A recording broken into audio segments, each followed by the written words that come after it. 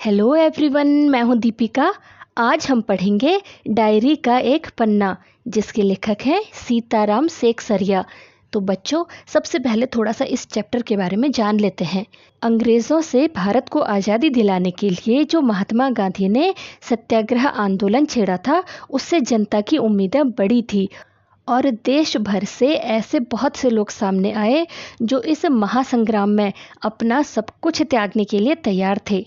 26 जनवरी 1930 को गुलाम भारत में पहली बार स्वतंत्रता दिवस मनाया गया था और उसके बाद हर वर्ष हर साल इसी दिन को स्वतंत्रता दिवस के रूप में मनाया जाने लगा था। तो बच्चों, जो इस पाठ के लेखक हैं सीताराम सेकसरिया, वो भी आज़ादी की इच्छा रखने वाले महान इंसानों में से एक थे। वो हर रोज़ जो भी देखते थे, सुनते थे और महसूस करते थे, उसे अपनी एक पर्सनल डायरी में लिखते रहते थे। इस पाठ में उनकी उसी डायरी का 26 जनवरी 1931 का लिखा हुआ जो पेज था, वो ही उसे पाठ के रूप में लिया गया है। जो उन्होंने खुद अपनी डायरी में लिखा हुआ था, वही हम इस पाठ के रूप में पढ़ेंगे। तो आइए शुरू करते हैं। 26 जनवरी 1931। तो बच्चों, डायरी का जो ये पन्ना है वो 26 जनवरी 1931 का है। तो लेखक ने अपना पेज कुछ इस तरह लिखा है। 26 जनवरी, आज का दिन तो अमर दिन है। आज के ही दिन सारे हिंदुस्तान में स्वतंत्रता दिवस मनाया गया था और इस वर्ष भी उसकी पुनरावृत्ति थी, जिसके लिए काफ़ी तैयारियां पहले से की गई थी। गत वर्ष अपना हिस्सा बहुत साधारण था। इस वर्ष जितना अपने दे सकते थे, दिया था। केवल प्रचार में 2000 रुपया खर्च किया गया था। सारे काम का भार अपने समझते थे अपने ऊपर है और इसी तरह जो कार्यकर्ता थे, उनके घर जा जाकर समझाया था। बच्चों, जैसा कि अभी हमने बात करी थी कि ये लेखक सीताराम सेकसरिया की डायरी का एक पन्ना है, डायरी का एक पेज है। किस तारीख का? 26 जनवरी 1931 के दिन का। तो उन्होंने लिखा है 26 जनवरी, उस दिन की तारीख डालते हुए उन्होंने लिखा है कि आज का दिन तो अमर दिन है। इसका मतलब है कि जो आज का दिन है वो हमेशा ही याद रखा जाएगा। अमर कौन होते हैं? जिन्हें हमेशा याद रखा जाता है। आज के ही दिन सारे हिंदुस्तान में स्वतंत्रता दिवस मनाया गया था। तो वो आज का ही दिन था जिस दिन स्वतंत्रता दिवस मनाया गया था। कब? 26 जनवरी 1930 को पहली बार आज के दिन स्वतंत्रता दिवस मनाया गया था और इस वर्ष भी उसकी पुनरावृत्ति थी, जिसके लिए काफ़ी तैयारियां पहले से की गई थी। पुनरावृत्ति का मतलब होता है दोहराना, यानी फिर से करना। तो वो कह रहे हैं कि इस वर्ष, इस साल हम उस चीज़ को दोबारा दोहरा रहे हैं। किसे? स्वतंत्रता दिवस को। और उसके लिए काफ़ी तैयारियां कर रहे हैं। गत वर्ष का मतलब होता है लास्ट ईयर या फिर पिछले साल। अपना हिस्सा कुछ साधारण था। तो बच्चों, इस चैप्टर में जहाँ पर भी अपना, अपने, आप, इस तरह के शब्द यूज़ किए हैं ना, ये शब्द उन्होंने यानी लेखक ने हम, हमारे या फिर अपने लिए ही यूज़ किए हैं। तो जैसे जैसे हम चैप्टर पढ़ेंगे ना, तो तुम्हें समझ आ जाएगा। गत वर्ष अपना हिस्सा बहुत साधारण था। तो वो कह रहे हैं कि पिछले साल अपना यानी कि जो हमारा हिस्सा था, हमारी तरफ से जो तैयारी करी गई थी, वो बहुत साधारण यानी कि कम थी, कुछ खास नहीं थी। और इस वर्ष जितना अपने दे सकते हैं, यानी सभी लोग जितना अपनी तरफ से कर सकते हैं वो कर रहे थे। जितना अपने दे सकते हैं दिया था। इसका मतलब ये है कि हर एक व्यक्ति, ये कहाँ की बात हो रही है? ये बंगाल या फिर कलकत्ता की बात हो रही है।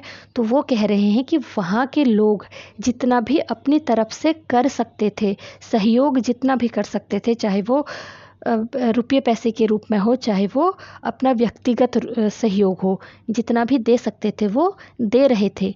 केवल प्रचार में 2000 रुपया खर्च किया गया था। इस चीज़ के प्रचार में, किसके? स्वतंत्रता दिवस मनाने के जो प्रचार में ही सिर्फ 2000 रुपये का खर्च आ चुका था। बच्चों, उस समय 2000 रुपये बहुत बड़ी रकम होती थी, इसीलिए यहाँ पर को उसे हाईलाइट किया गया है कि 2000 रुपये खर्च हुए थे। सारे काम का भार अपने समझते थे अपने ऊपर है और इसी तरह जो कार्यकर्ता थे, उनके घर जा जाकर समझाया गया था। तो वो कह रहे हैं कि सारे काम का भार, इसमें जो कुछ भी काम होना है उसका सारा भार अपने अपने समझते थे अपने ऊपर है। इसका मतलब है वहाँ की जो जनता थी, वहाँ के रहने वाले जो लोग भी थे, सारे के सारे लोग ये समझते थे कि ये जो सारा काम है वो हमारा अपना है और अपने ऊपर उसका जो कार्यभार है वो अपने ही ऊपर समझते थे। वो हर एक काम को अपना खुद का काम समझते थे, कामों को महत्व देते थे और उसके महत्व को समझते भी थे वहाँ के जो निवासी थे। तो यही कहा जा रहा है कि सभी लोग उस काम को अपना उन्होंने पर्सनल रूप से लिया था, अपना खुद का काम समझते हुए उस काम को सभी लोग कर रहे थे। और इसी तरीके से ये सारी की सारी जो बातें थी वो कार्यकर्ताओं के जो स्वयं सेवी थे उनके घर घर जा कर के उन्हें समझाया गया था। बड़े बाजार के प्रायः मकानों पर राष्ट्रीय झंडा फहरा रहा था और कई मकान तो ऐसे सजाए गए थे कि ऐसा मालूम होता था कि मानो स्वतंत्रता मिल गई हो। कलकत्ते के प्रत्येक भाग में ही झंडे लगाए गए थे। तो लेखक कह रहे हैं कि बड़े बाजार में, जहाँ पर बड़ा बाजार एक जगह का नाम है, वहाँ पर प्रायः सभी मकानों में राष्ट्रीय झंडा फहरा दिया गया था और कई मकान तो ऐसे सजाए गए थे कि उन्हें देखकर ऐसा लगता था कि मानो सच में स्वतंत्रता मिल ही चुकी है। और पूरे कलकत्ता शहर के प्रत्येक भाग में हर जगह पर ही झंडे लगाए गए थे, हर जगह झंडे लगा दिए गए थे। जिस रास्ते से मनुष्य जाते थे उसी रास्ते में उत्साह और नवीनता मालूम होती थी। तो बच्चों, लेखक बता रहे हैं कि जिस भी रास्ते से मनुष्य जाते थे, जिस भी गली से, जिस रोड से, जहाँ से भी जाते थे, उसी रास्ते में उत्साह यानी खुशी मनाते हुए लोग और नवीनता मालूम होती थी। कुछ न कुछ नयापन दिखता था कि हाँ, ज़रूर कुछ हो रहा है, ऐसा देखकर ही लगता था। लोगों का कहना था कि ऐसी सजावट पहले नहीं हुई थी और सभी लोगों का ये कहना था, ये मानना था कि भाई ऐसी सजावट आज से पहले कभी नहीं हुई थी। पुलिस भी अपनी पूरी ताकत से शहर में गश्त देकर प्रदर्शन कर रही थी। मोटर लॉरियों में गोरखे और सार्जेंट प्रत्येक मोड़ पर तैनात थे। तो वो बता रहे हैं कि पुलिस भी अपनी पूरी ताकत से शहर में गश्त देकर, गश्त का मतलब होता है पुलिस का पहरा देने के लिए घूमना। तो पुलिस भी अपनी तरफ से तैयार थी कि ये जो उत्सव मनाया जा रहा है इसमें कुछ न कुछ घटित हो सकता है। तो वो भी गश्त दे रही थी यानी पहरा दे रही थी, कहाँ, पूरे शहर में, और प्रदर्शन कर रही थी। मोटर लारियाँ, तो बच्चों मोटर लारियाँ जो होते हैं वो बड़ी बड़ी गाड़ियाँ होती हैं, बड़े ट्रक होते हैं या फिर जिनमें सवारी लेकर के जाते हैं या सामान ढोया जाता है। और उन लॉरियों में गोरखे और सार्जेंट हर एक मोड़ पर तैनात थे। तो बच्चों, गोरखे जो थे वो नेपाल या फिर उत्तर भारत के रहने वाले जो सैनिक थे उन्हें गोरखे कहा जाता है। और सार्जेंट जो है वो पुलिस की और सैनिक की एक रैंक या फिर पद है। तो वो बता रहे हैं कि जितने भी सैनिक वगैरह थे, जितनी भी पुलिस थी, वो पूरे शहर के हर एक मोड़ में तैनात थे। कितनी ही लारियां शहर में घुमाई जा रही थी, घुड़सवारों का प्रबंध था और साथ में लारियां पूरे शहर में घुमाई जा रही थी। क्यों?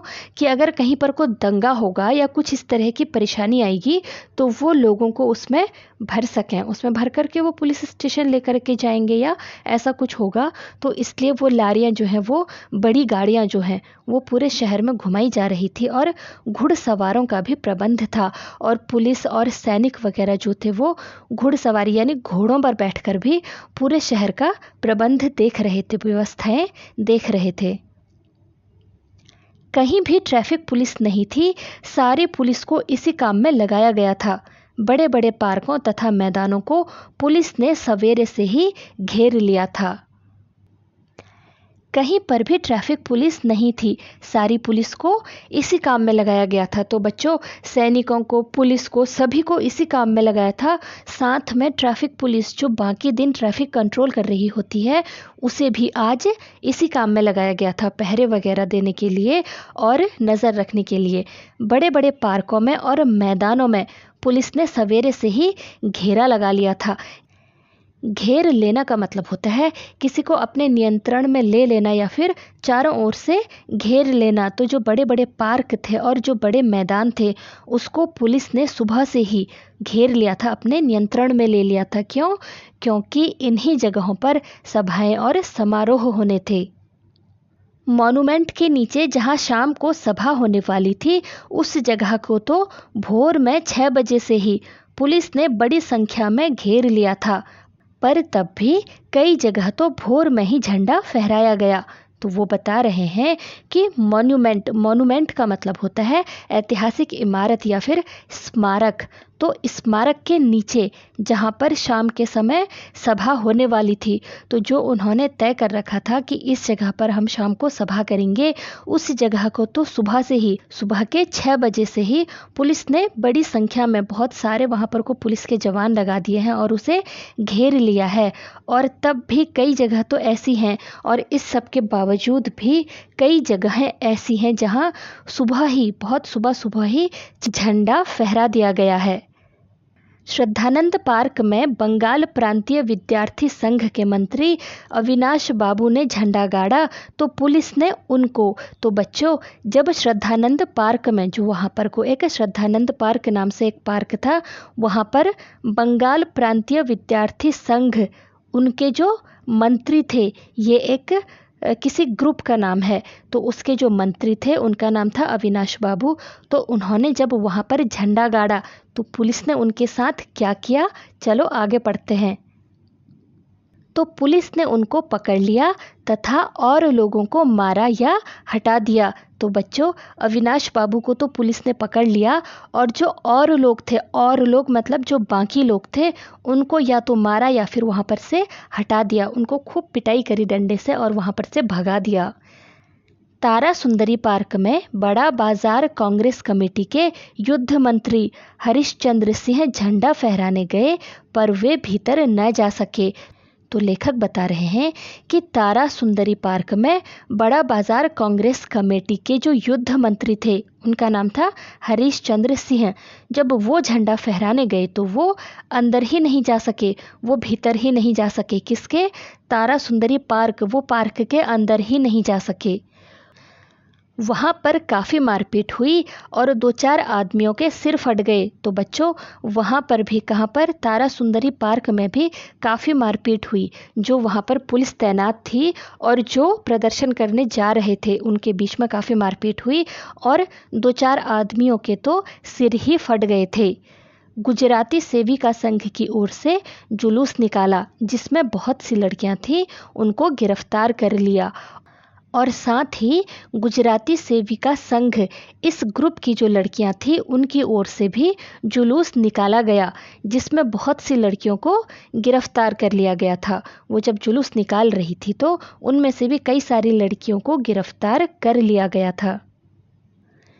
11 बजे मारवाड़ी बालिका विद्यालय की लड़कियों ने अपने विद्यालय में झंडोत्सव मनाया।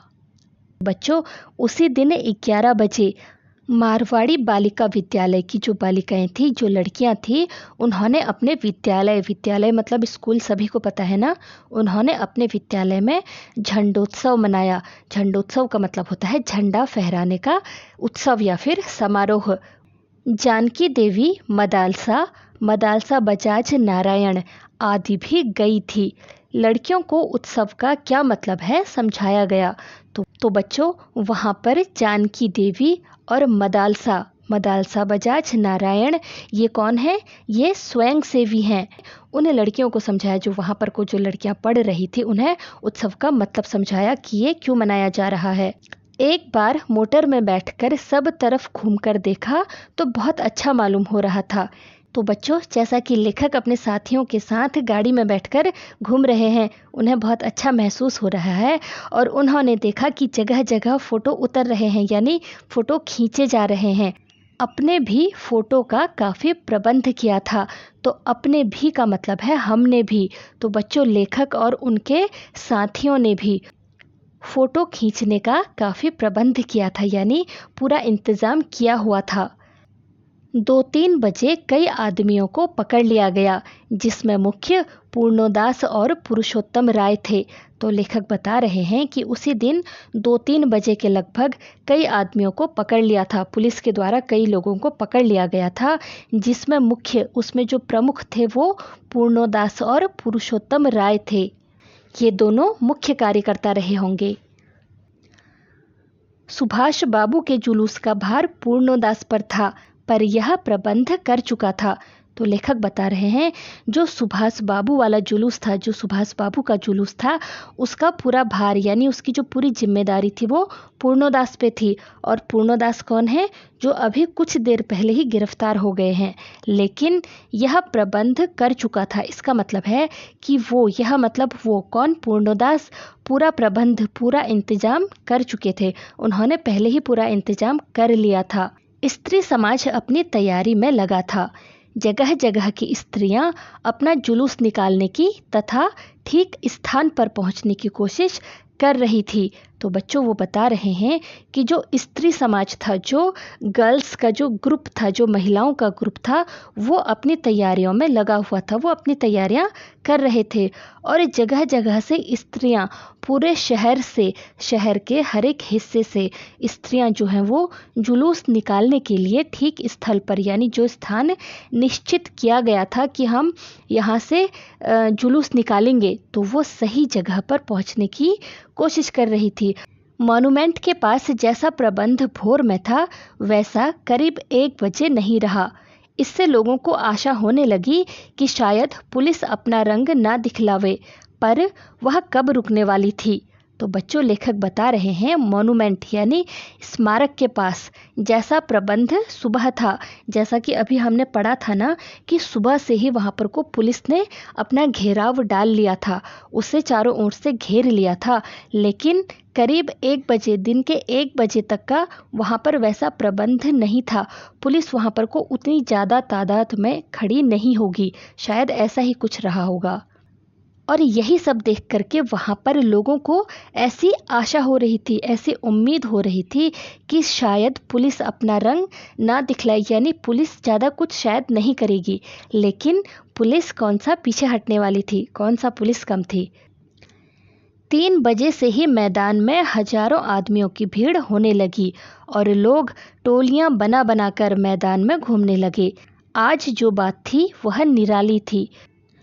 तो लेखक बता रहे हैं कि 3 बजे से ही मैदान में हजारों लोग इकट्ठे होने लगे थे, हजारों आदमियों की भीड़ होने लगी थी, लोग इकट्ठे होने लगे थे और कई टोलियां बनाकर लोग जो हैं वो अलग अलग ग्रुप, अलग टोली या फिर अलग दल, सबका मतलब एक ही है, अलग अलग टोलियां बना करके मैदान में घूमने लगे। आज जो बात थी वो निराली थी। तो आज का जो दृश्य था, आज जो चारों ओर का माहौल था, वो बिल्कुल निराला था, मतलब बिल्कुल अनोखा था। जब से कानून भंग का काम शुरू हुआ है, तब से आज तक इतनी बड़ी सभा ऐसे मैदान में नहीं की गई थी। और यह सभा तो कहना चाहिए कि ओपन लड़ाई थी। तो लेखक बता रहे हैं कि जब से कानून भंग का काम शुरू हुआ था, तो बच्चों कानून भंग का मतलब होता है किसी कानून को या फिर किसी नियम को नहीं मानना, उसका उल्लंघन करना। तो जब से कानून भंग यानी कानून तोड़ने का ये काम शुरू हुआ था, तब से आज तक इतनी बड़ी सभा किसी ऐसे ओपन में, ऐसे खुले मैदान में कभी नहीं हुई थी। और ये सभा तो कहना चाहिए, और जो आज की सभा है उसके बारे में तो ये कहना चाहिए कि ये एक ओपन लड़ाई थी।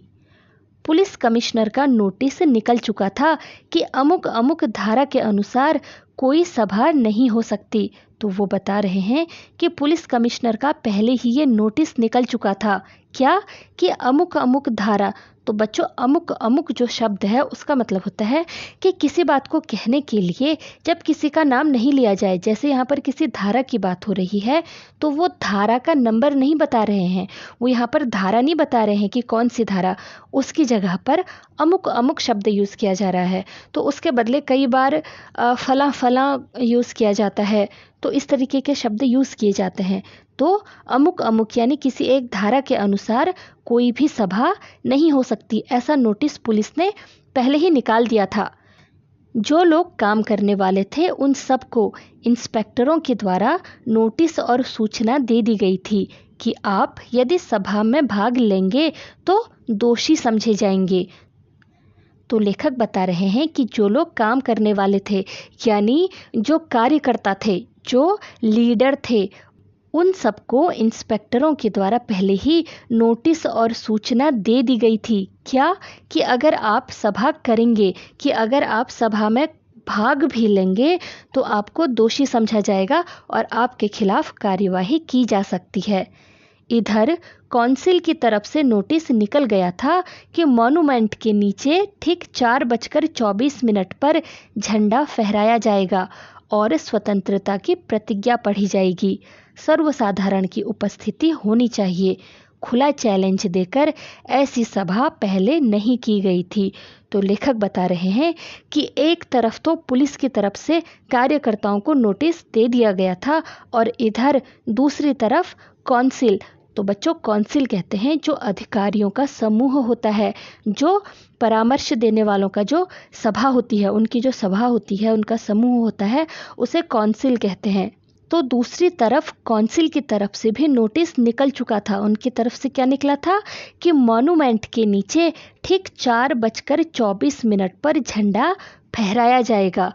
एक तरफ से पुलिस अपनी व्यवस्था कर रही थी और दूसरी तरफ से जो इस दिन को समारोह या फिर उत्सव की तरह मना रहे थे, उन्होंने भी अपना नोटिस निकाल दिया था। और वो क्या था कि मॉन्यूमेंट के नीचे, उस स्मारक के नीचे शाम को 4:24 पर झंडा फहराया जाएगा और साथ में स्वतंत्रता की प्रतिज्ञा भी पढ़ी जाएगी। और इसके लिए सर्वसाधारण यानी आम जनता, जो आम लोग हैं, उन सभी की उपस्थिति अनिवार्य है। एक तरह से उन्होंने आम जनता को आमंत्रित किया था कि हम सब लोग 4:24 पे यहाँ पर इकट्ठा होंगे और स्वतंत्रता की प्रतिज्ञा पढ़ेंगे। और इसीलिए ये सारी की सारी व्यवस्था पुलिस के द्वारा की गई थी ताकि ऐसा कुछ ना हो सके। और खुला चैलेंज देकर ऐसी सभा पहली बार हुई थी। लेखक कह रहे हैं कि आज तक ये खुला चैलेंज देकर ऐसी सभा पहले कभी नहीं हुई थी। आज पहली बार ऐसी सभा देखने को मिली है। ठीक 4:10 पर सुभाष बाबू जुलूस लेकर आए। उनको चौरंगी पर ही रोका गया, पर भीड़ की अधिकता के कारण पुलिस जुलूस को रोक नहीं सकी। तो लेखक बता रहे हैं कि ठीक 4:10 पर सुभाष बाबू, तो बच्चों जहाँ पर भी सुभाष बाबू का जिक्र हुआ है वो कोई और नहीं, सुभाष चंद्र बोस हैं। तो वो जुलूस लेकर के आए। उनको चौरंगी जो है वो कलकत्ता शहर के ही एक स्थान का नाम है। उनको चौरंगी पर ही रोक दिया गया, लेकिन भीड़ इतनी ज़्यादा थी कि पुलिस जुलूस को नहीं रोक पाई। उनको तो रोक लिया क्योंकि वो नेता भी थे, तो उनको रोक लिया, लेकिन भीड़ को वो रोक नहीं पाई। मैदान के मोड़ पर पहुंचते ही पुलिस ने लाठियां चलानी शुरू कर दी। बहुत आदमी घायल हुए। सुभाष बाबू पर भी लाठियां पड़ी। तो वो बता रहे हैं कि जब मैदान के मोड़ के पास पहुंचे, जब सारी भीड़, सारा जुलूस मैदान के मोड़ के पास पहुंचा, तो पुलिस ने लाठियां चलाना शुरू कर दिया। उनको लगा कि भाई अब इनको कंट्रोल करना थोड़ा मुश्किल हो जाएगा, तो उन्होंने लाठियां चलाना शुरू कर दिया। तो उसमें बहुत से आदमी घायल हुए और सुभाष बाबू पर भी कुछ लाठियां पड़ी, उनके ऊपर भी लाठियां पड़ी। सुभाष बाबू बहुत ज़ोरों से वंदे मातरम बोल रहे थे। ज्योतिर्मय गांगुली ने सुभाष बाबू से कहा, आप इधर आ जाइए, पर सुभाष बाबू ने कहा आगे बढ़ना है। तो बच्चों सुभाष बाबू के ऊपर लाठियां पड़ रही थी और फिर भी वो बहुत ज़ोर ज़ोर से वंदे मातरम बोल रहे थे। इससे क्या होगा, इससे सारे जुलूस का जो बाकी लोग वहाँ पर इकट्ठा हैं उनका भी उत्साह बढ़ेगा, इसलिए वो वंदे मातरम ज़ोर ज़ोर से बोल रहे थे। तभी ज्योतिर्मय गांगुली ने सुभाष बाबू से कहा, क्या कहा कि आप इधर आ जाइए। उन्होंने सोचा कि उन्हें ये लाठियों से, इस भीड़ से थोड़ा बचाता हूँ, लेकिन सुभाष बाबू ने कहा कि नहीं, हमें आगे बढ़ना है, तो हम इनारे किनारे नहीं हो सकते हैं, हमें ऐसी ही स्थिति में आगे बढ़ते जाना होगा। यह सब तो अपने सुनी हुई लिख रहे हैं, पर सुभाष बाबू का और अपना विशेष फासला नहीं था। तो लेखक कह रहे हैं कि ये सब कुछ, कई सारी बातें तो ऐसी हैं कि मैं सुनी सुनाई लिख रहा हूँ। यहाँ पर जो अपने सुनी हुई उन्होंने इस्तेमाल किया है, इसका मतलब है कि उन्होंने अपने लिए यूज़ किया है कि मैंने कई सारी बातें तो सुनी सुनाई लिखी हैं, लेकिन सुभाष बाबू का और अपना यानी और मेरे बीच, सुभाष बाबू और मेरे बीच कोई विशेष फासला, बहुत ज़्यादा फासला नहीं था। सुभाष बाबू बड़े ज़ोर से वंदे मातरम बोलते थे। यह अपनी आँख से देखा। तो लेखक कह रहे हैं कि जैसा कि लेखक और सुभाष बाबू आसपास ही थे, तो उन्होंने ये अपनी आंखों से देखा कि सुभाष बाबू बहुत ज़ोर ज़ोर से वंदे मातरम बोल रहे थे। ये मैंने अपनी आंखों से देखा था, वो ये बता रहे हैं। पुलिस भयानक रूप से लाठियां चला रही थी। क्षितिज चटर्जी का फटा हुआ सिर देखकर तथा उसका बहता हुआ खून देखकर आंख मिच जाती थी। पुलिस ने भी अपना भयानक रूप ले रखा था। वो बहुत बुरी तरीके से अंधाधुंध लाठियां चला रही थी और उनमें से जो एक कार्यकर्ता थे, कौन, क्षितिज चटर्जी, उनका सिर फट गया था और उनका फटा हुआ सिर देखकर और उसमें से बहता हुआ खून देखकर लेखक कह रहे हैं कि उनकी आंख मिच जाती थी। इसका मतलब है कि उनकी आंखें अपने आप ही बंद हो जाती थी। इधर यह हालत हो रही थी कि उधर स्त्रियां मॉन्यूमेंट की सीढ़ियों पर, तो बच्चों लेखक कह रहे हैं कि इधर तो ये हालत थी क्या कि लाठियां पड़ रही हैं, किसी किसी के सिर फट गए हैं, खून आ रहा है, और उधर और दूसरी तरफ जो स्त्रियां थी वो मॉन्यूमेंट की सीढ़ियों पर क्या कर रही हैं। चलो आगे पढ़ते हैं। मॉन्यूमेंट की सीढ़ियों पर चढ़ झंडा फहरा रही थी और घोषणा पढ़ रही थी। तो बच्चों जो स्त्रियां हैं वो मॉन्यूमेंट की सीढ़ियों पर चढ़ चुकी थी और झंडा भी फहरा रही थी और साथ में घोषणा भी पढ़ रही थी। और वो घोषणा क्या है? स्वतंत्रता की प्रतिज्ञा। स्त्रियां बहुत बड़ी संख्या में पहुंच गई थी। प्रायः सबके पास झंडा था। जो वॉलंटियर गए थे वे अपने स्थान से लाठियां पड़ने पर भी हटते नहीं थे। तो जैसा कि लेखक बता रहे हैं कि जो स्त्रियां थी वो मॉन्यूमेंट यानी स्मारक के नीचे सीढ़ियों पर झंडा फहरा रही थी और साथ में स्वतंत्रता की प्रतिज्ञा भी पढ़ रही थी। तो जो स्त्रियां हैं वो बहुत बड़ी संख्या में पहुंची हुई थी, बहुत ज़्यादा संख्या में पहुंची हुई थी और लगभग सभी के हाथ में झंडा था। और जो वॉलंटियर गए थे ना, वो उनके ऊपर लाठियां पड़ने पर भी वो कितनी ही लाठियां खा रहे थे, लेकिन तब भी वो अपनी जगह से हटते नहीं थे, वो उसी स्थान पर बैठे रहते थे। सुभाष बाबू को पकड़ लिया गया और गाड़ी में बैठाकर लाल बाजार लॉकअप में भेज दिया गया। कुछ देर बाद ही स्त्रियां जुलूस बनाकर वहां से चली। साथ में बहुत बड़ी भीड़ इकट्ठी हो गई। तो लेखक बता रहे हैं कि सुभाष बाबू को पकड़ लिया गया। पुलिस ने सुभाष बाबू को पकड़ लिया और गाड़ी में बैठाकर लाल बाजार में एक लॉकअप मतलब जेल, वो जेल में ले जा कर के उनको बंद कर दिया गया। और उसके कुछ देर के बाद जो स्त्रियां थी उन्होंने जुलूस बनाया और वहां से चलना शुरू किया और साथ में बहुत बड़ी भीड़ इकट्ठी हो गई। तो जैसे ही स्त्रियों ने जुलूस बनाकर चलना शुरू किया, उनके साथ बहुत बड़ी भीड़ इकट्ठी हो गई। वहाँ पर जितने लोग भी थे और जो आते जा रहे थे वो सब के सब उनके साथ इकट्ठा हो गए। वो सब उनके साथ मिल कर के आगे बढ़ने लगे। बीच में पुलिस कुछ ठंडी पड़ी थी, उसने फिर डंडे चलाने शुरू कर दिए। तो वो कह रहे हैं कि बीच में ऐसा लगा कि पुलिस कुछ शांत हो गई है, कुछ ठंडी हो गई है, का मतलब है कि वो अब शायद लाठी नहीं बरसाएगी। लेकिन पुलिस ने फिर से डंडे चलाने शुरू कर दिए। अब की बार भीड़ ज़्यादा होने के कारण बहुत आदमी घायल हुए। तो इस बार क्योंकि भीड़ ज़्यादा थी तो बहुत से आदमी घायल हुए। क्योंकि भीड़ ज़्यादा थी तो भाई घायल होने वालों की संख्या भी खुद ब खुद ज़्यादा हो जाएगी। धर्म तल्ले के मोड़ पर आकर जुलूस टूट गया और करीब 50-60 स्त्रियां वहीं मोड़ पर बैठ गई। पुलिस ने उनको पकड़कर लाल बाजार भेज दिया। तो बच्चों, जैसे ही वो लोग धर्मतल्ले, एक जगह का नाम है, जब वो लोग वहाँ पर पहुँचे तो धर्मतल्ले के मोड़ के पास आकर उनका जुलूस जो है वो टूट गया, क्योंकि लगातार लाठियाँ पड़ रही थी और करीब 50-60 के करीब स्त्रियाँ जो थी वो उसी मोड़ पर बैठ गई। उसमें से 50-60 स्त्रियाँ रुक गई और बाकी का जो जुलूस था वो आगे को बढ़ने लगा। पुलिस ने उनको पकड़कर, किनको, जो ये 50-60 स्त्रियां वहां पर को रुक गई थी, उनको पकड़कर लाल बाजार जेल भेज दिया, जहां अभी अभी सुभाष बाबू को लेके गए थे ना, उसी लाल बाजार जेल में इन स्त्रियों को भी भेज दिया गया।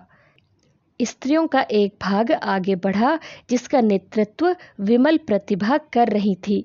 उनको बहू बाजार के मोड़ पर रोका गया और वे वही मोड़ पर बैठ गई। तो बच्चों, कुछ स्त्रियां तो रुक गई, लगभग 50-60 के लगभग, लेकिन बाकी का जुलूस जो था वो आगे बढ़ता गया और जो भाग आगे बढ़ रहा था उसका नेतृत्व, उसका जो मार्गदर्शन, उसकी जो कमान संभाली थी वो विमल प्रतिभा उन्होंने संभाली थी।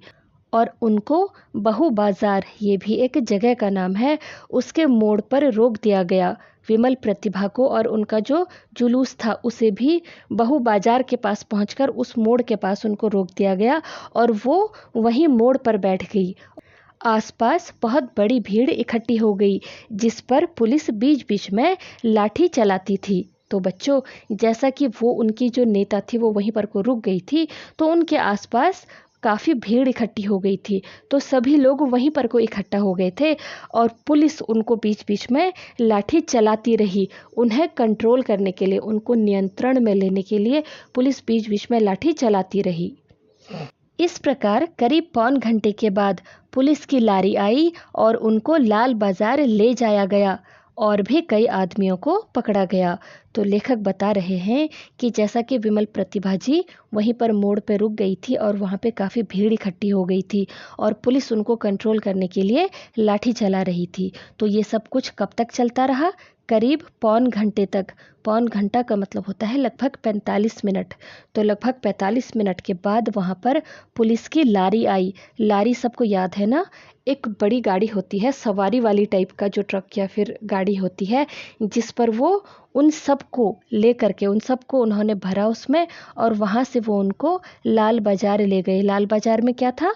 जेल थी। वो लाल बाजार लॉकअप में उनको ले गए और उनके साथ साथ कई आदमियों को भी पकड़ा गया।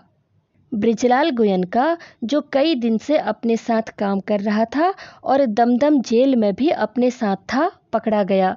तो लेखक बता रहे हैं कि बृजलाल गोयनका जो कई दिनों से अपने साथ, अपने मतलब हमारे साथ काम कर रहा था और दमदम जेल में भी वो अपने साथ था।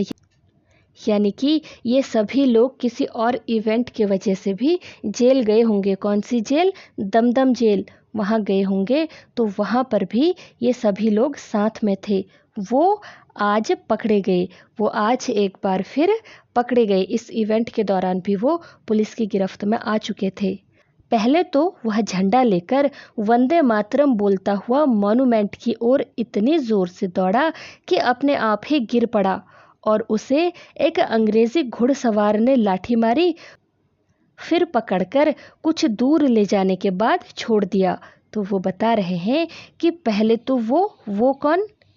बृजलाल गोयनका। तो पहले तो वह झंडा लेकर वंदे मातरम बोलता हुआ स्मारक की ओर तेजी से दौड़ रहा था और वो इतना तेज दौड़ रहा था कि खुद ही वो डिसबैलेंस होकर के गिर पड़ा। और उसके बाद एक अंग्रेजी घुड़सवार जो वहाँ पर पुलिस तैनात थी, उनमें से किसी एक ने उसे लाठी मारी और पकड़कर कुछ दूर तक ले जाने के बाद उसे छोड़ दिया।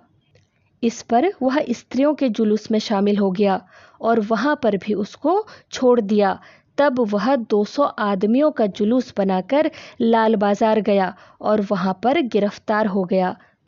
तो लेखक बता रहे हैं कि जैसा कि उस घुड़सवार, उस अंग्रेज सैनिक या पुलिस वाले ने उसे कुछ दूर जाकर, किसे? बृजलाल गोयनका को कुछ दूर जाकर के छोड़ दिया था, तो इसके बाद वो जो बृजलाल गोयनका हैं वो स्त्रियों के जुलूस में जाकर के शामिल हो गए।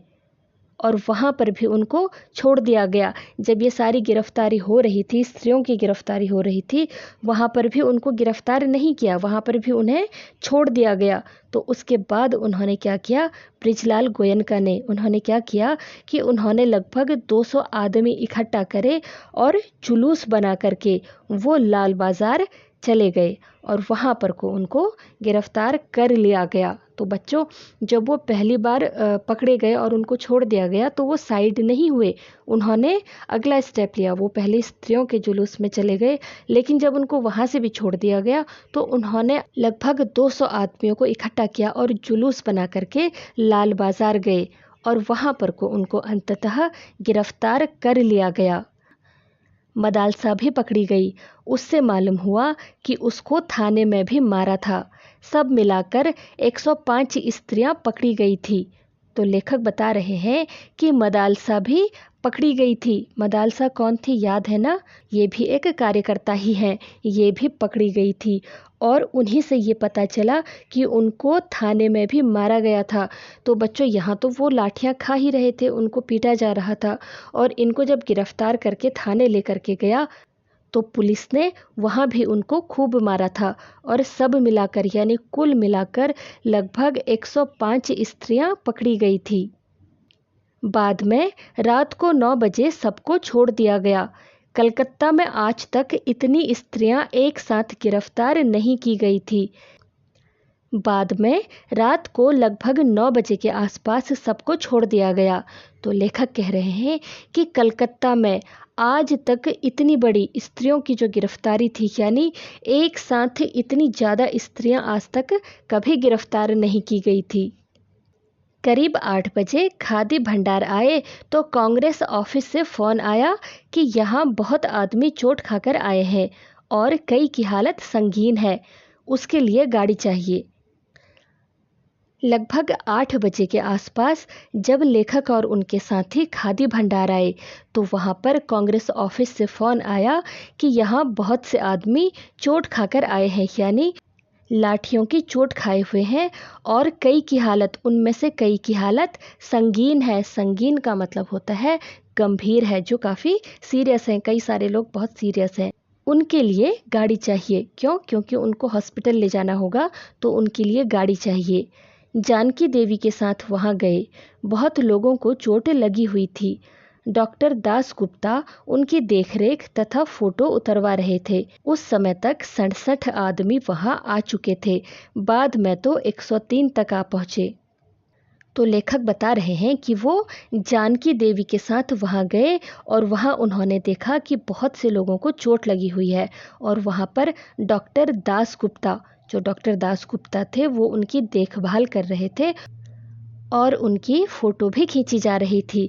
उस समय तक लगभग 67, इसे हिंदी में बोलते हैं 67, तब तक लगभग 67 आदमी वहां आ चुके थे और धीरे धीरे ये संख्या बढ़ते बढ़ते 103 हो गई थी। यानी कि बाद में धीरे धीरे लोग आते गए और जब काउंट किया गया होगा तो 103 तक वहां पर को घायल लोग इकट्ठे हो चुके थे। अस्पताल गए, लोगों को देखने से मालूम हुआ कि 160 आदमी तो अस्पतालों में पहुंचे और जो लोग घरों में चले गए वो अलग हैं। जब लेखक और उनके अन्य स्वयंसेवी साथी अस्पताल गए तो वहां पर को जाने के बाद उन्हें मालूम हुआ, लोगों को देखकर ये पता चला कि 160 आदमी तो अस्पताल पहुंचे हैं। जो जितने भी लोग घायल थे उसमें से 160 आदमी अस्पताल पहुंचे हैं और कुछ लोग जिन्हें ज़्यादा इतनी गंभीर चोट नहीं आई होगी वो लोग अपने घरों को चले गए, उनकी गिनती अलग है। इस प्रकार 200 घायल जरूर हुए हैं। तो वो कह रहे हैं कि जो हॉस्पिटल में हैं सिर्फ उन्हीं की काउंटिंग हो सकी है, जो लोग घर को चले गए उनकी तो कोई काउंटिंग ही नहीं है। और इस तरह से लगभग 200 तो किसी भी हाल में घायल हुए ही होंगे। पकड़े गए आदमियों की संख्या का पता नहीं चला। पर लाल बाजार के लॉकअप में स्त्रियों की संख्या 105 थी। तो वो कह रहे हैं कि जो आदमी हैं वो कितनी संख्या में गिरफ्तार हुए थे, कितने आदमी पकड़े गए, इसका तो पता नहीं चल सका। लेकिन लाल बाजार लॉकअप में, जो लाल बाजार जेल है, उसमें स्त्रियों की संख्या 105 थी। बस ये कंफर्म है कि उस लॉकअप में 105 स्त्रियां हैं। आज तो जो कुछ हुआ वह अपूर्व हुआ है। बंगाल के नाम या कलकत्ता के नाम पर कलंक था कि यहाँ काम नहीं हो रहा है, वह आज बहुत अंश में धुल गया और लोग सोचने लग गए कि यहाँ भी बहुत सा काम हो सकता है। तो बच्चों, लेखक कह रहे हैं कि आज तो जो कुछ भी हुआ, जो पूरे दिन में जो कुछ भी हुआ, वह अपूर्व हुआ है। अपूर्व का मतलब होता है अनूठा, अद्भुत या फिर ऐसा जो पहले कभी ना हुआ हो। बंगाल या फिर कलकत्ता के नाम पर जो एक कलंक था, कलंक का मतलब बदनामी, दोष या फिर जो धब्बा लगा हुआ था कि यहाँ कोई काम नहीं हो रहा है, वो आज के दिन बहुत कुछ हद तक, कुछ अंश तक मतलब बहुत कुछ धुल गया होगा और लोग सोचने लग गए हैं कि यहाँ भी बहुत सा काम हो सकता है। तो इसका मतलब ये है कि जैसा कि लोग ये सोचते थे कि स्वतंत्रता आंदोलन का कुछ भी काम कलकत्ता में नहीं हो पा रहा है, लेकिन इसके बाद ये आशा बंधी है, अब ये उम्मीद जग गई है कि यहाँ भी स्वतंत्रता आंदोलन से संबंधित बहुत सा काम किया जा सकता है। तो बच्चों, इस तरह से ये पाठ हमारे क्रांतिकारियों की कुर्बानियों को तो याद दिलाता ही है, साथ ही साथ यह भी सिखाता है कि यदि एक समाज या समाज के सभी लोग एक साथ सच्चे मन से कोई काम करने की ठान लेना, तो कोई भी ऐसा काम नहीं है जो नहीं किया जा सकता है। और इस प्रकार से हमारा ये पाठ यहीं पर ख़त्म होता है। बच्चों, मुझे उम्मीद है कि आपको ये पाठ समझ में आ गया होगा, लेकिन कहीं पर भी कोई भी डाउट है तो मुझे कमेंट करना मत भूलना।